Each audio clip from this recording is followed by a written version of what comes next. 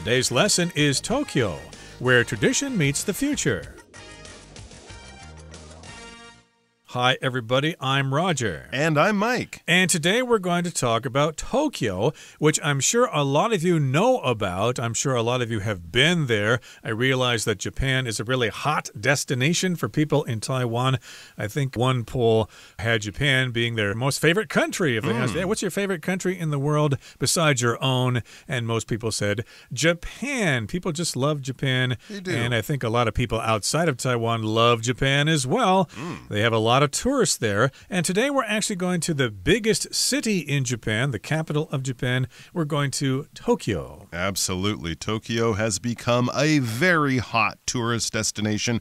I've actually heard people complaining about how crowded Tokyo is with tourists these days, but it's hardly surprising. It is pretty much the biggest city in the world. It's the capital of Japan. It's where a lot of the exciting culture about manga and anime and things that might attract tourists from around the world, that's all located there. And everyone wants to go to certain places and eat certain food and take certain shots at certain temples and things like that. But if you're going to go to Japan, it really is a logical place to go. Obviously, they have several airports there, making it an easy place to visit. And there is so much to do. Someone once told me that if you put Tokyo over Taiwan, over northern Taiwan, it would stretch from Danshui to Hsinchu and from Taoyuan to Keelung. That's how big Tokyo is. I'm not sure about that exactly. I think it doesn't surprise me. It sounds quite accurate, sounds quite possible. That's a very big place, a very fascinating place. So what do you say we scratch the surface of one of these great world cities and check out Tokyo, where tradition meets the future? Here's the first paragraph. Tokyo, where tradition meets the future. When I first arrived in Tokyo, the city was a bit overwhelming. Everywhere I looked, bright billboards flashed, and crowds of people filled the streets. However, I soon started to enjoy the excitement. Walking through Shibuya, I reached the famous Shibuya Crossing, which is said to be the world's busiest pedestrian intersection. As I watched more than 1,000 people cross the road all at once, it was hard to disagree with that description. 大家好，第一部分介绍形容词 overwhelming， 指强烈到令人难以承受的、不知所措的、压倒性的。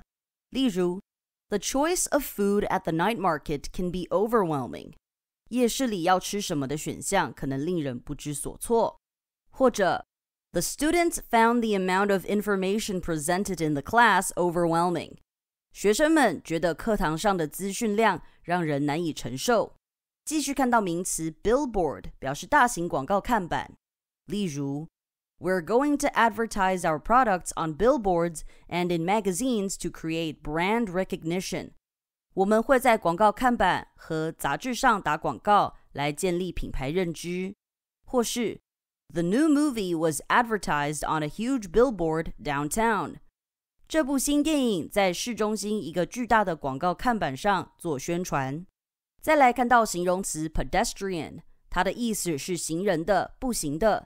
例如 The pedestrian traffic on the sidewalks was heavier than usual due to the music festival. 由于音乐节，人行道上的行人比平时更繁多。也可以说 Robert crossed the busy street by using the pedestrian bridge. Robert 使用天桥穿越繁忙的街道。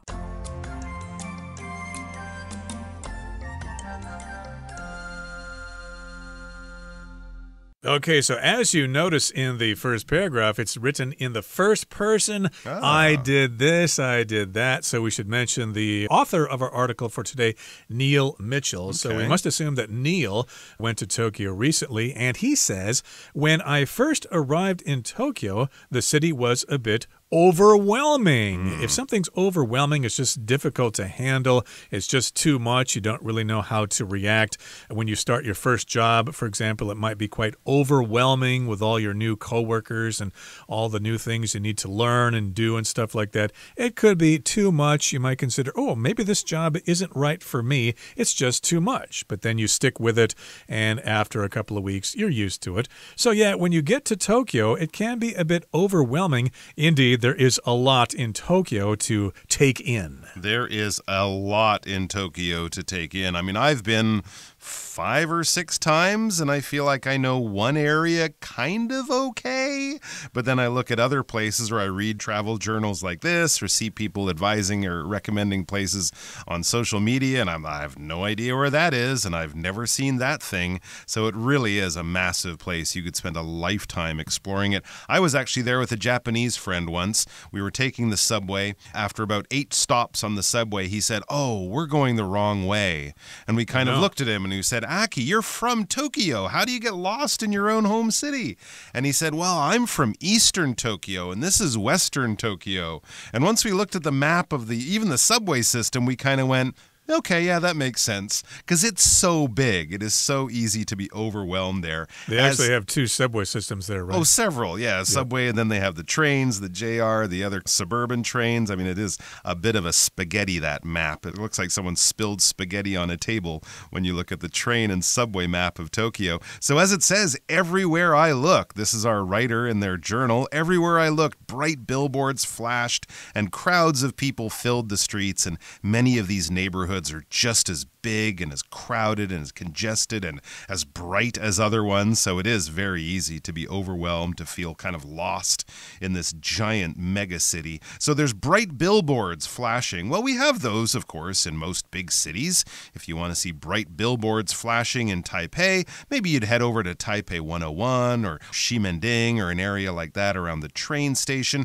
Billboards are very large advertising signs. They're often several meters long and a few meters high. We often see them put on the tops of buildings, attached to the sides of buildings, maybe by the side of the highway. I think if you drive out to the airport, out to Taoyuan, or along a busy highway that kind of connects a city to another neighborhood, you'd see big billboards advertising everything from local businesses to big companies to movies and stuff like that. So these very large advertising signs that are exterior, they're always outside, and they're often attached to buildings or by the sides of busy roads. These are flashing. So yes, many of them now have digital screens attached to them. I think there's a very famous 3D billboard in Shinjuku in Tokyo. It has kind of a cat in it. Looks like it's jumping out of it. So these billboards can be very, very impressive. And the crowds of people, what is it, like 20 million, 30 million people live in Tokyo and its surrounding neighborhoods.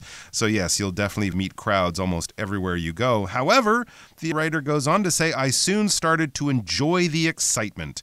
It's a city that always feels like something is happening. If you're looking for a quiet neighborhood in Tokyo, you might have to go far away. Although, you could turn a corner in one of the busiest neighborhoods of Tokyo and still find an oasis of calm. It really is a fascinating place. So, where did Neil start his journey? Well, again, here it says he was walking through Shibuya, and there he was walking through this area, and he reached the famous Shibuya crossing, which is said to be the world's busiest pedestrian intersection. It's also one of those images from Japan that you often see in tourist brochures or whatever, or online. They show, of course, the Kaminari Mun, which is that big gate in Tokyo, and, of course, Mount Fuji. And the cherry blossom trees, those are all things you see in tourist posters. But yes, that crossing is where we have all those pedestrians crossing at the same time. The nice thing about that is that they give pedestrians priority when they cross the street, whereas in other cities in the world, they let the cars and the pedestrians go at the same time, and the cars are getting kind of impatient. When are the pedestrians going to stop walking across the street? But this crossing just makes the cars all stop while the pedestrians cross the road. That's pretty cool. That is pretty cool. Pedestrians are people on foot, especially in a city. If you're walking around the city, if you're on the sidewalk or crossing the street, you are a pedestrian. We often use this when talking about traffic and the way traffic is controlled and traffic safety. Pedestrian crossings will have those big white lines painted on the road to show drivers and pedestrians, the people on foot, where to safely cross. And an intersection, that's just where two roads meet. So we could have just a T-junction or a normal sort of cross, X-junction, junction, and that would be an intersection, so just the meeting of two roads. Sometimes it's also called the Shibuya Scramble Crossing. So if you're looking for the English signs in a nearby subway station, you might see it as crossing or scramble crossing. And yes, you're right, Roger, they stop all the traffic.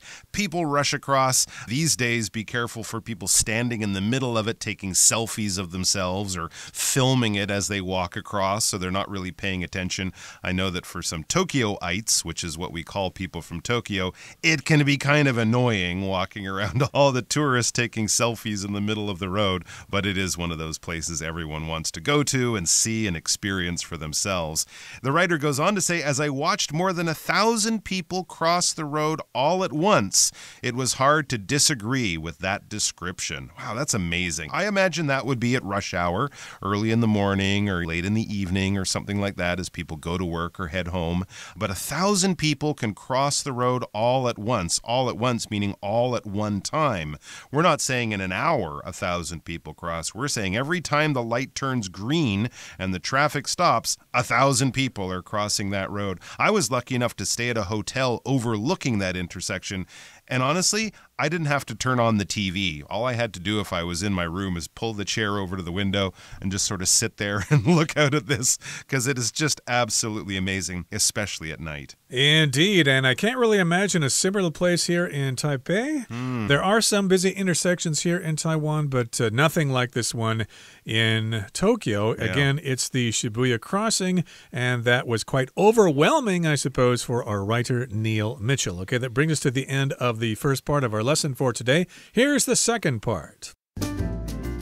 A short distance from the crossing, I found the famous Hachiko statue, where countless tourists were gathered to take photos of the faithful dog's likeness.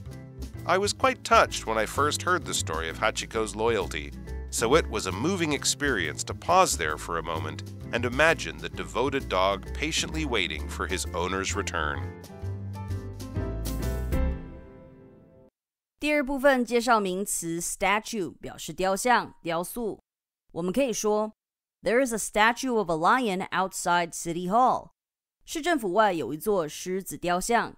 又或者说 A pigeon landed on top of the statue's head. 一只鸽子停落在雕像的头顶。后面看到 faithful 这个单字，它是形容词，它的意思是忠诚的、忠实的。例如When he retired, the basketball player thanked his faithful fans. 那位篮球选手退休时，感谢他的忠实球迷。再看一个例子 This painting is a faithful reproduction of the prince's appearance. 这幅画忠实再现该王子的外貌。接着介绍名词 loyalty， 指的是忠诚、忠心。举例来说 Oliver's loyalty to his friends meant they always trusted him.Oliver 对朋友的忠诚意味着他们永远信任他。又或者说 Keith shows great loyalty to his company. Keith 对公司展现极大的忠诚。下一个看到形容词 devoted 表示忠诚的、挚爱的。例如 The devoted husband refused to leave the side of his sick wife. 该名忠诚的丈夫不愿意离开生病妻子的身边。也可以说Brian is a good husband and a devoted father. Brian 是个好丈夫，也是个挚爱孩子的父亲。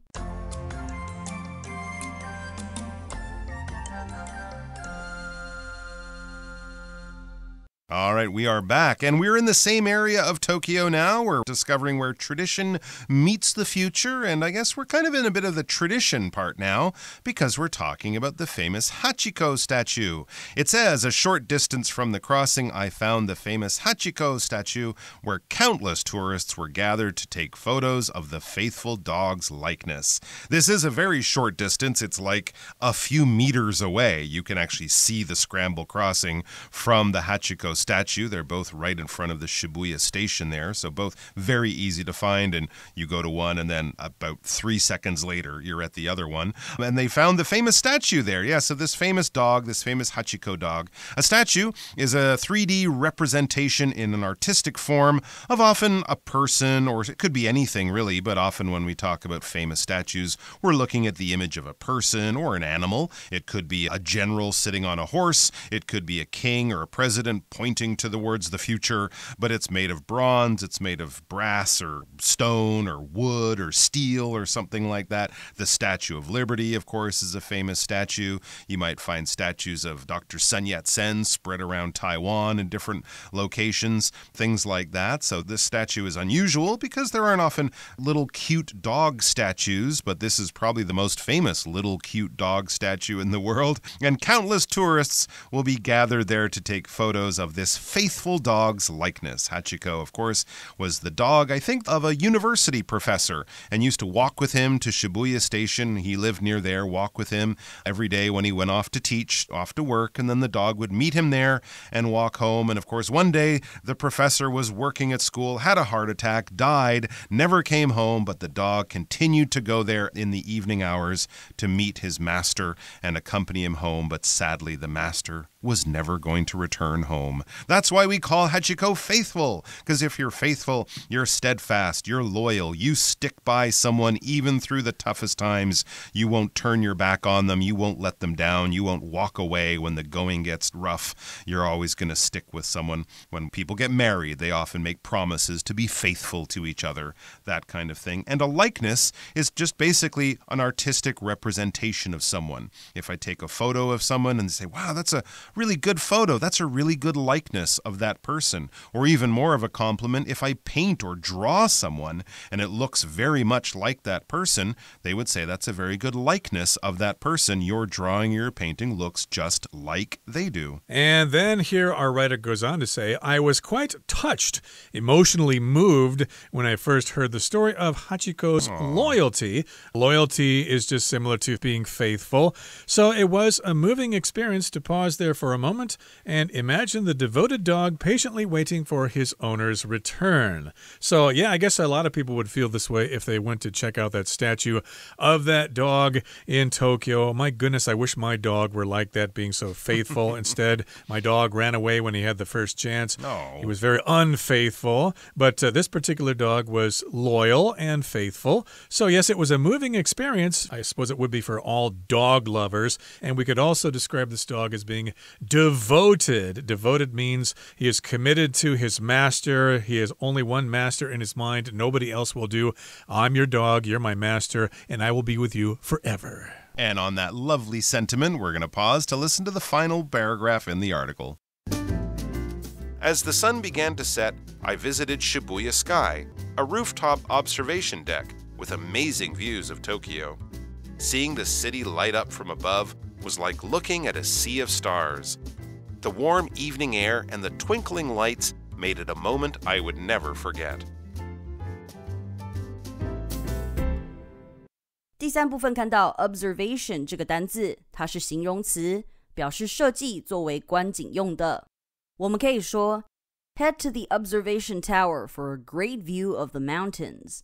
到观景塔就能看到美丽的山景。最后一个例子 You can visit the observation tower for a good view of the entire city. 你可以参观观景塔，欣赏整个城市的美景。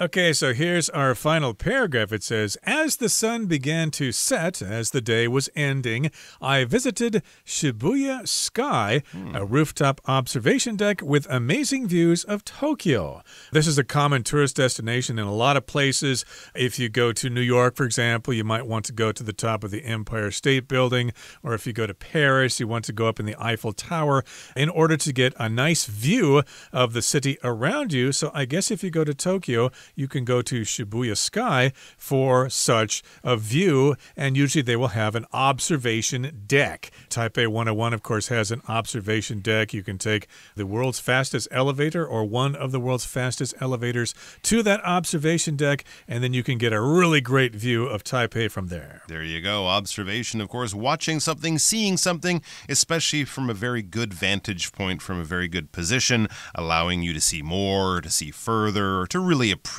the view from this point. So we might talk about an observation deck, an observation point, maybe on the top of a mountain or on a cliffside, allowing you wonderful views of the surrounding landscape, or in this case, the cityscape. the view of the city, especially at night. It says, seeing the city light up from above was like looking at a sea of stars. It really is incredible. Tokyo is so big that on most nights you can stand up in a tall building or at an observation deck and the city lights just never end. You never really see mountains. You never really see, okay, way out there, that's where the farms start or something like that. No, it's just city right to the horizon. As it says, it's like looking at a sea of stars, little white stars, and of course all those flashing red lights they have on top of all the tall buildings there.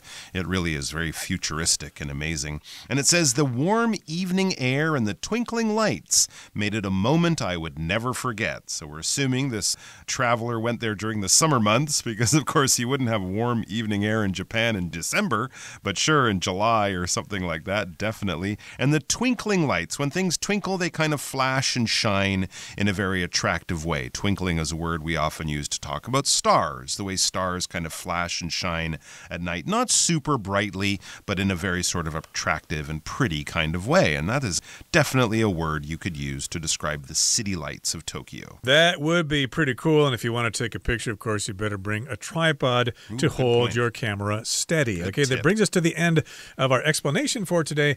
We are going to hear now from our Chinese teacher.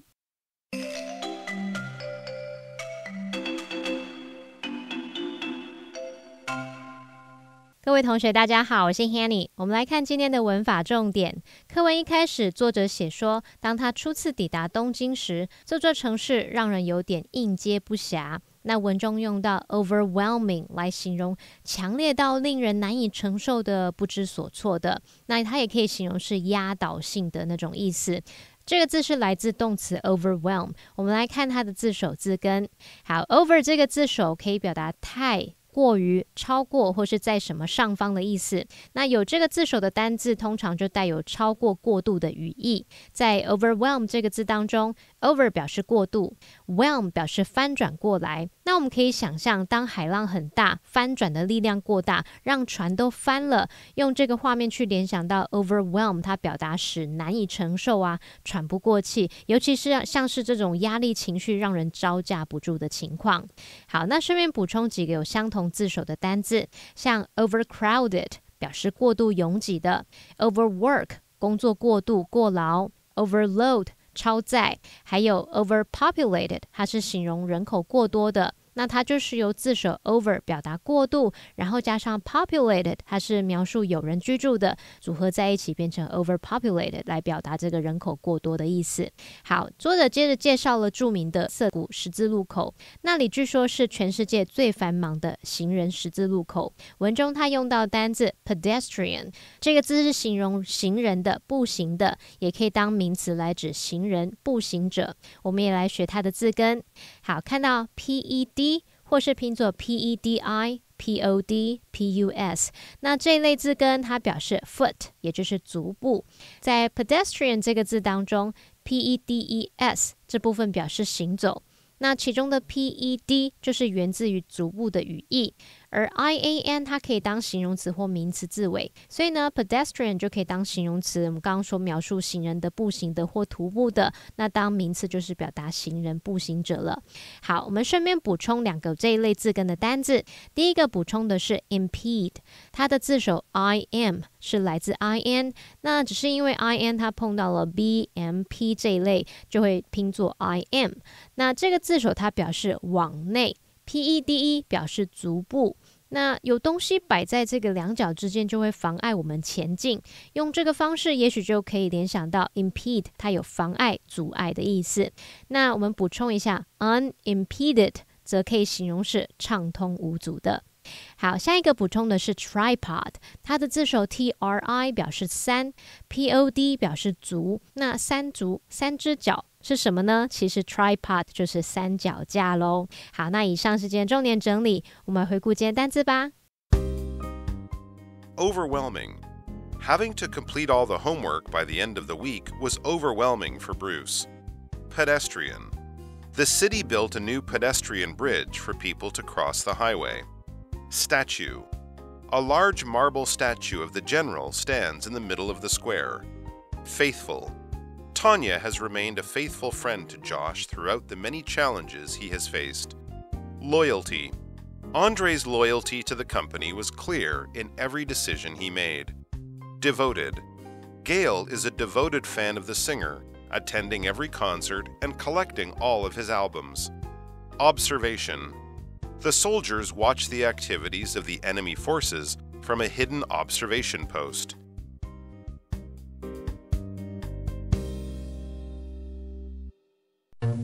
Well, that brings us to the end of another edition of our program, and please make sure you join us again next time. From all of us here, I am Roger. I am Mike. See you next time.